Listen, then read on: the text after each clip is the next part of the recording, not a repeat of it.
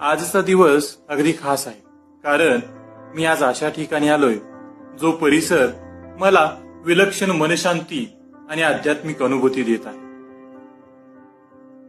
अखंडपणे वाहणारे जलप्रवाह, वृक्ष, वेली, अजस्त्र अशा शिळा आणि त्या शिळांमध्ये कोरलेली एकाश्म मंदिरे.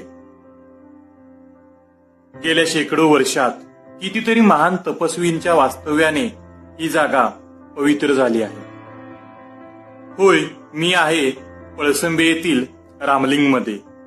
कोल्हापूर जिल्ह्यातील गगनबावड्याजवळ निसर्गाच्या कुशीत हे ठिकाण लपलेलं आहे. शेकडो वर्षांपासून अनेक तपस्वींनी येथे ध्यानधारणा केली. अलीकडील काळातही श्री गगनगिरी स्वामी यांनी बराच काळ येथे तप केले. कोल्हापूरपासून गगनबावड्याकडे जाताना गगनबावड्याच्या थोडेशा अलीकडे पळसंबे हे गाव लागतं. या गावामध्येच रामलिंग हे ठिकाण आहे. या ठिकाणी एकाश्म मंदिरे आहेत. एकाश्म म्हणजे एकाच दगडात कोरलेली मंदिरे. यातील एकाही मंदिरामध्ये मूर्ती नाही.